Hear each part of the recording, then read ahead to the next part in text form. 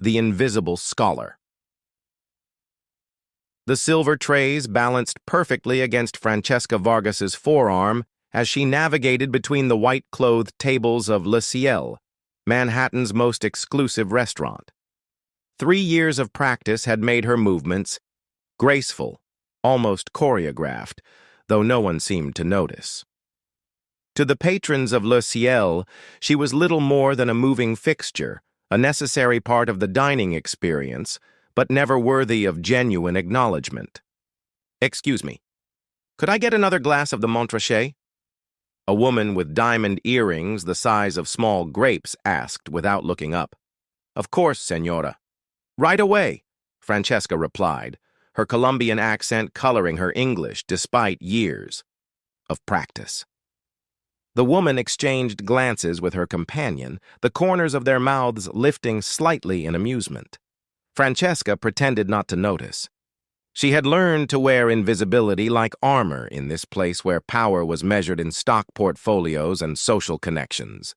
What these people didn't see when they looked at her, when they bothered to look at all, was the woman who had once delivered keynote addresses at linguistics conferences, who had published 2 papers on endangered indigenous languages before the age of 25, who spoke 7 languages fluently.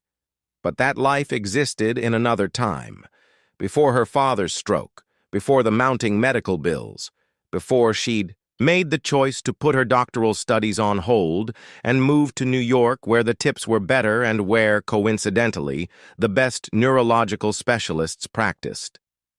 "Table 12 needs attention," Philippe, the maitre d', whispered sharply as he passed. "Mr. Wells doesn't like to wait." Francesca nodded and made her way to the corner table, the quietest in the restaurant. Harrison Wells sat alone, his attention focused on the tablet before him. At 38, he had already built and sold 2 tech companies and now headed Horizon Investments, a venture capital firm known for backing innovative startups. Unlike most of Le Ciel's regulars, he never brought large parties, never demanded special treatment, and always left generous tips without fanfare. "Good evening, Mr. Wells. May I take your order?" Francesca asked, maintaining the professional distance she had perfected. Harrison looked up, his steel-gray eyes meeting hers with a directness uncommon among the restaurant's clientele. "The sea bass, please, and a glass of the Pouligny Montrachet." "Excellent choice," she replied, noting his order. "The chef prepares it with a caper and lemon reduction that complements the Montrachet beautifully." A flicker of surprise crossed his face. "You know your wine pairings." Francesca allowed herself a small smile. "I've picked up a few things." "More than a few, I'd guess," he said, setting his tablet aside. "Your accent? Colombian?" "Yes," she answered, a note of caution entering her voice. Questions about her background usually preceded condescension or unwanted advances. "Bogota?" he asked. "Medellin," she corrected, impressed by his specificity. Harrison nodded. "I spent 6 months there developing a literacy program. Beautiful city, remarkable people." For a moment, Francesca felt a pang of homesickness. "It is," she agreed. "I'll put your order in right away."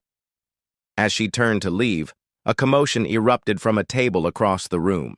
A man in an expensive suit was loudly complaining about his wine, gesturing dramatically for the sommelier. Beside him, his companions laughed as he mimicked someone's accent. Her accent, Francesca realized with a sinking feeling. "Can you believe they hire these people?" he said loudly enough for half the restaurant to hear. "I mean, if you can't speak the language properly, at least learn the wine list." Francesca kept walking, her face carefully composed even as heat rose in her cheeks. She'd weathered worse. This was merely Tuesday at Le Ciel.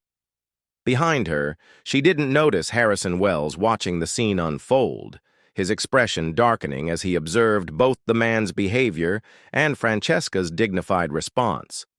Nor did she see him take out his phone and begin typing, searching for something or someone with focused intensity. By the time she returned with his wine, his demeanor had shifted subtly. He thanked her with unexpected warmth, and as she moved away to attend to other tables, Harrison Wells continued to observe the restaurant with new interest, his gaze occasionally returning to the waitress who carried herself with such quiet pride despite the indignities surrounding her. Whispers and Revelations. 3 nights later, Francesca arrived for her shift to find Philippe waiting with thinly veiled annoyance.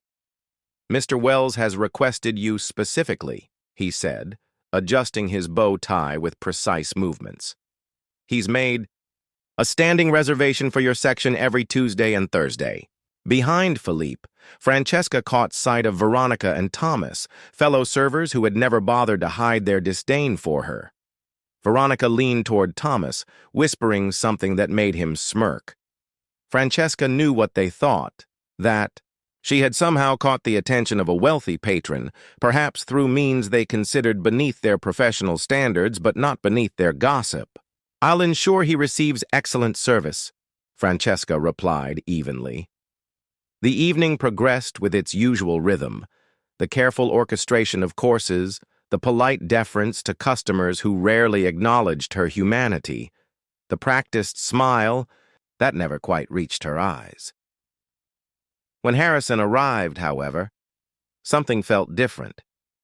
He came with a leather portfolio and a stack of papers, settling into his work with the focus of someone preparing for an important meeting. "Francesca," he said when she approached, using her name for the first time, "I hope you don't mind. I have a rather unusual request." She tilted her head slightly, curious. "Of course, sir. I'm working on expanding our education initiative in South America. The documents are in Spanish, Portuguese, and several indigenous languages. I was hoping to find a translator, but my usual service is backed up for weeks." He hesitated, then added, "Philippe mentioned you're quite knowledgeable. Would you be willing to take a look when you have a moment? I'd compensate you for your time, of course." Francesca's heart quickened.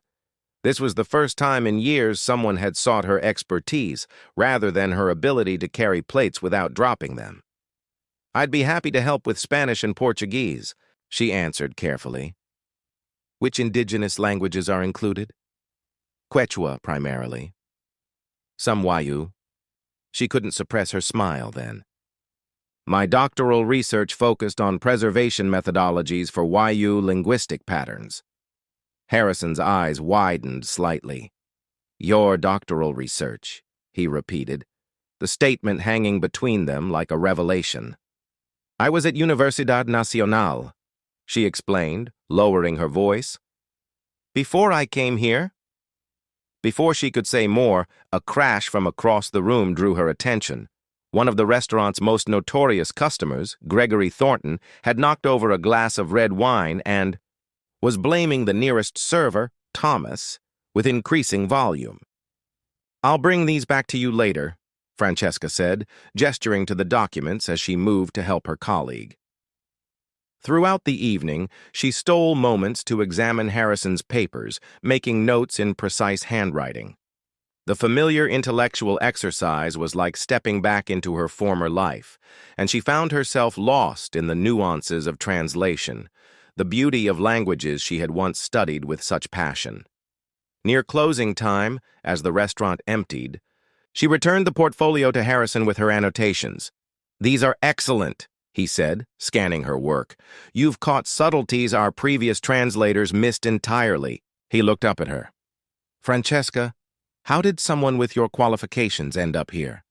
The question wasn't asked with condescension, but with genuine curiosity. For a moment, Francesca considered deflecting, as she had learned to do when personal. Questions arose. Instead, something about his direct gaze prompted honesty. "My father had a stroke 2 years ago. The medical bills—" She shrugged, a gesture that encompassed all the harsh realities money created. "I was halfway through my PhD. Coming here meant better healthcare options for him and better pay for me." Harrison nodded slowly. "Family first," he said simply, understanding in his voice. As she cleared his table, Veronica approached, her smile sharp as she addressed Harrison rather than Francesca. Was everything to your satisfaction this evening, Mr. Wells? I'd be happy to take over your service in the future. I'm actually the senior server here. The implication that Francesca was somehow less qualified hung in the air. Harrison's expression cooled noticeably. Ms. Vargas has been excellent, thank you. Veronica's smile faltered. Of course. It's just that some of our international staff sometimes struggle with the finer points of our service standards. Francesca felt her face flush, but maintained her professional demeanor as she continued working. Harrison closed his portfolio deliberately. Actually, I'd like to speak with the manager before I leave. 20 minutes later, Philippe was accompanying Harrison to the door with unusual deference. As he passed Francesca, Harrison paused. I'll see you Thursday, he said, and I have more documents if you're interested. After he left, Felipe approached Francesca with a strange expression. Mr. Wells has informed me that you'll be handling some translation work for his company. He's arranged for you to have extended breaks during your shifts to accommodate this. Philippe's voice held reluctant respect, mixed with suspicion. Apparently, you have quite the academic background. Word spread quickly through the restaurant staff. By the next day, the whispers had intensified. Francesca endured them with the same quiet dignity she'd always maintained, unaware that events had been set in motion that would soon bring her worlds into dramatic collision. Bridges between worlds. Over the following weeks, a routine developed. Harrison would arrive with documents, Francesca would review them during her breaks, and they would discuss the nuances of language and culture that influenced the translations. These conversations gradually expanded beyond work, to books they had both read, to the political climate in Colombia, to the educational challenges facing indigenous communities. One evening in late autumn, as rain streaked the restaurant windows, Harrison noticed Francesca wincing slightly as she set down his appetizer. Are you all right? He asked. It's nothing, she said reflexively. Just a long day. Harrison observed her carefully. You've been here since lunch service, haven't you? She nodded. Double shifts this week. My father's starting a new treatment. Later, as the restaurant quieted, Harrison waited until she brought his coffee before asking, The hospital where your father is being treated, is it Columbia Presbyterian? Francesca looked surprised. Yes. How did you know? A guess. They have the best neurology department in the city. He hesitated before continuing. Francesca, I don't want to overstep, but I serve on the board of a foundation that provides grants for medical research and treatment. If you're interested, I could put you in touch with our patient advocacy program. She stiffened slightly. I appreciate the offer, Mr. Wells, but we're managing. Harrison, he corrected gently. And I understand your hesitation. It's not charity. It's what the foundation exists to do. Your father's case might even provide valuable research data. He handed her a business card. Just think about it. The card remained in Francesca's pocket through another grueling double shift, through the subway ride to her small apartment in Queens, through the evening call with her father, who pretended his speech wasn't slurring more than the day before. It wasn't until she sat at her cramped kitchen table calculating how many extra shifts she would need to cover the new medication costs that she finally took it out and stared at the embossed lettering, Harrison Wells, founder, Horizon Foundation, for Medical Innovation. The next day, she called the number. 2 weeks later, her father was enrolled in a promising clinical trial, his care overseen by specialists who treated Francesca with the respect accorded to a colleague rather than the dismissiveness often shown to a worried family member. When she tried to thank Harrison, he waved away her gratitude. Your insights on our education initiative have already saved us months of missteps, he said. If anything, I'm indebted to you. Gradually, their relationship evolved beyond the confines of Le Ciel. Harrison invited her to consult officially on the education project, arranging meetings around her schedule. Francesca found herself in sleek conference rooms, her expertise valued, her opinions sought after by people who knew nothing of her role, carrying trays and taking orders. In these settings, she bloomed, her intelligence and passion shining through, as she advocated for approaches that respected cultural contexts and linguistic heritage. Harrison watched her transformation with quiet admiration, recognizing that this was the real Francesca Vargas, not the silent, efficient server, but the brilliant scholar who commanded attention when given the chance to speak. One evening, after a particularly successful presentation to potential donors, Harrison walked Francesca to the subway station. "You were remarkable today," he said. "The way you connected the educational outcomes to cultural preservation. You had everyone captivated." Francesca smiled, a genuine expression that had become more frequent in recent weeks. It felt good to be in that world again. Even temporarily. Harrison stopped walking, turning to face her. "It doesn't have to be temporary. The foundation could use someone with your expertise permanently." The offer hung between them, tempting and terrifying in equal measure. "I still need my job at Le Ciel," she said, "at least until my father's treatment is further along." "Of course," Harrison replied, "but consider this a standing offer." As they resumed walking, Harrison mentioned casually, "There's a fundraising gala for the foundation next Friday. The who's who of New York philanthropy will be there." He paused. "I'd like you to come as my guest, to speak about the education initiative." Francesca hesitated. "I wouldn't know anyone there." "You'd know me," Harrison said simply. What he didn't mention was that he had seen the guest list, a list that included several regular patrons of Le Ciel, including Gregory Thornton and his circle. What he didn't say was that he had been planning this moment since the first night he'd witnessed her quiet dignity in the face of casual cruelty. "All right," Francesca agreed, unaware of what that acceptance would set in motion.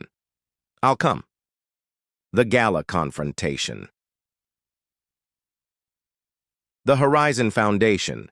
Gala transformed the grand ballroom of the Plaza Hotel into a glittering showcase of wealth and influence. Crystal chandeliers cast prismatic light over tables adorned with orchid centerpieces, while Manhattan's elite circulated in designer evening wear, conducting business and philanthropy in the same practiced breaths. Francesca stood just inside the entrance, feeling both out of place and strangely at home. The black dress she wore, purchased with her first consultant's paycheck from the foundation, was elegant without being ostentatious. Her hair, usually pulled back severely for work, fell in soft waves around her shoulders. "Dr. Vargas," Harrison greeted her, approaching with 2 champagne flutes. The title, so long unused, sent a pleasant shock through her. "Hardly a doctor," she demurred. "I never finished." "Yet," Harrison corrected, handing her a glass. "Based on your presentation last week, I've had 3 inquiries from universities about potential fellowship opportunities." Francesca's eyes widened. "You didn't mention that." "I wanted it to be a surprise," he admitted. "But that's not the only reason I asked you here tonight." Before he could elaborate, they were approached by an older couple, the Whitefields, major donors to the foundation.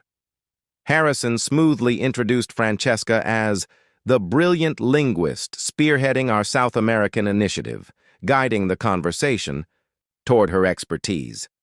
To her surprise, Francesca found herself engaged in a discussion about language preservation that captivated the couple. As they moved through the ballroom, the pattern repeated. Harrison introduced her to investors, academics, and philanthropists, always emphasizing her credentials, always creating space for her voice to be heard. Francesca felt herself standing taller, speaking with increasing confidence as the evening progressed. Then, during a lull in the conversation, she heard a familiar voice behind her.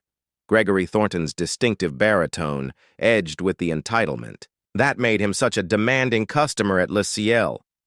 "Wells, didn't expect to see you here? Thought you avoided these dog and pony shows."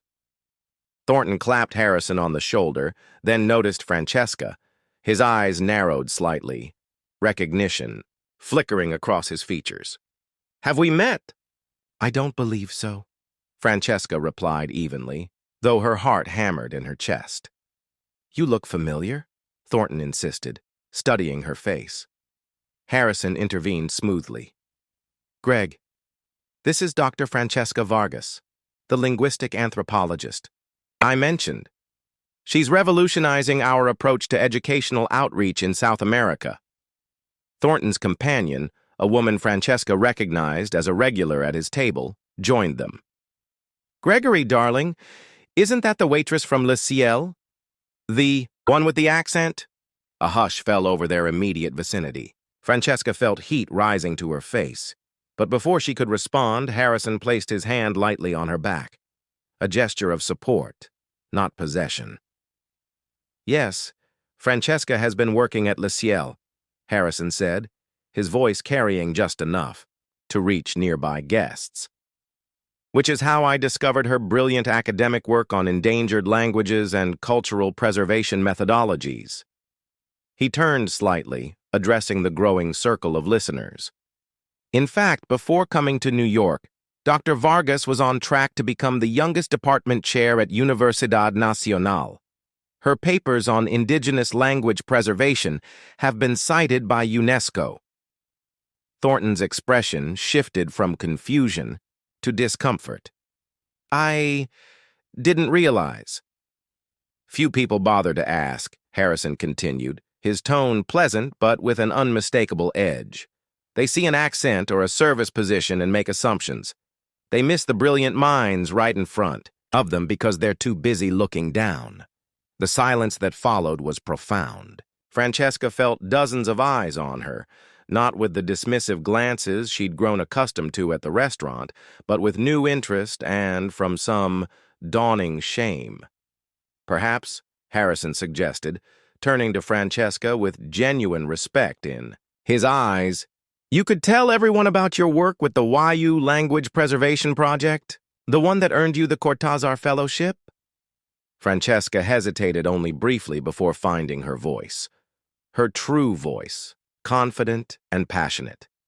As she began to speak about the project that had once been her life's work, she watched understanding dawn on the faces around her.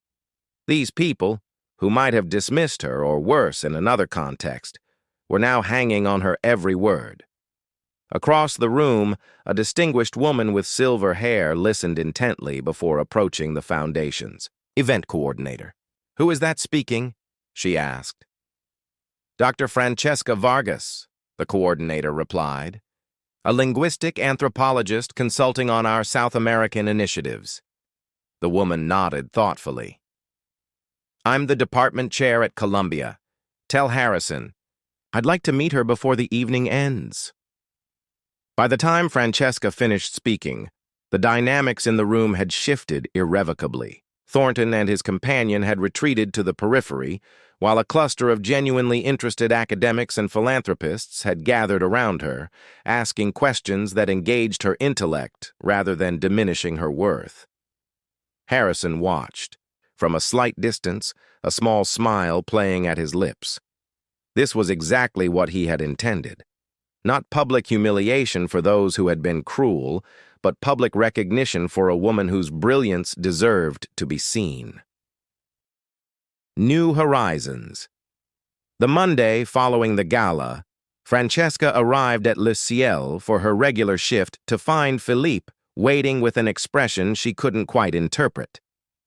"Mr. Delaney would like to see you," he said, referring to the restaurant's owner, a man Francesca had glimpsed only a handful of times in 3 years. In the small office behind the kitchen, James Delaney rose to greet her, gesturing for her to sit. "Ms. Vargas, or should I say Dr. Vargas," he began, an unfamiliar respect in his tone. "I received an interesting call this morning from Gregory Thornton." Francesca tensed, preparing for the worst. "He wanted me to know that we have an undiscovered gem on our staff," Delaney continued, surprising her. "He was quite insistent that we should be doing more to recognize your talents." He cleared his throat, clearly uncomfortable. It seems he met you at some gala over the weekend and was quite impressed. Francesca maintained her composure, though inwardly she marveled at this unexpected turn. Mr. Thornton is very kind. He's never been kind before, Delaney remarked dryly. But that's not why I called you in. I also received a call from Harrison Wells, who informs me that his foundation would like to offer you a full-time position, but that you're reluctant to leave us due to financial considerations. He leaned back in his chair. Ms. Vargas, while I regret losing an excellent server, I would be a fool to stand in the way of your career advancement. The restaurant will manage without you, though I'd appreciate 2 weeks' notice if possible. Walking back through the kitchen, Francesca felt as though she were moving through a dream. The staff, who had largely ignored or belittled her for years, now regarded her with curious glances. Word had apparently spread quickly. Thomas approached, her awkwardly as she tied her apron. Is it true you have a PhD? He asked. Almost, she corrected. I never finished. Veronica, hovering nearby, seemed unable to reconcile this new information with her previous assessment. Why didn't you ever say anything? Francesca considered the question carefully. Would it have mattered? Neither of them had an answer for that. The shift passed in a blur, with regular customers treating her differently, some with newfound respect, others with the discomfort of people confronting their own prejudices. By the end of the evening, Francesca had made her decision. 2 weeks later, she worked her final shift at Le Ciel. As she hung up her apron for the last time, she felt no regret, only a quiet satisfaction and anticipation for what lay ahead. The following Monday, she entered the Horizon Foundation offices as Director of Cultural Linguistics for their educational initiatives. Her father, now responding well to his treatment, had proudly framed the announcement of her appointment that Harrison had published in several academic journals. Columbia University had offered her the opportunity to complete her doctoral studies while working at the foundation. The department chair, Dr. Eleanor Winters, the silver-haired woman from the gala, had created a specialized program that would allow Francesca to incorporate her professional work into her academic requirements. 6 months after the gala, Francesca stood at a podium in Medellin, addressing an international conference on indigenous language preservation. Her presentation, delivered confidently in 3 languages, drew enthusiastic applause. In the front row, Harrison watched with quiet pride, not for what he had done, but for what she had accomplished. Afterward, as they walked through the city of her birth, Harrison asked the question that had been building between them for months. Do you ever regret it? The years at Le Ciel? Francesca considered this as they passed a street musician playing, a traditional Colombian melody. No, she finally answered. Those years taught me something important about people, about how they see only what they expect to see. She paused, watching a group of children playing in a small plaza. But they also taught me about resilience, about holding on to who you are even when no one else sees it. Harrison nodded, understanding in his eyes. And now? Now, she said, smiling fully, I'm exactly where I'm supposed to be. They continued walking, discussing plans for expanding the education initiative, debating linguistic theories, laughing over shared memories. To anyone watching, they might have appeared to be simply colleagues or friends, but there was something more building between them, a connection founded on mutual respect and genuine understanding. Later that evening, at a small restaurant, far removed from the opulence of Le Ciel, Harrison raised his glass in a toast. To new horizons, he said. Francesca touched her glass to his. And to being seen, she added softly. Around them, the warm night air carried the sounds of Medellin, music and laughter, the melodic flow of Spanish, the rhythm of a city reclaiming its narrative just as Francesca had reclaimed hers. Tomorrow would bring new challenges, new opportunities. to bridge worlds through language and understanding. But tonight was for celebrating how far she had already come, and the journey that still lay ahead, a journey she would no longer be making alone.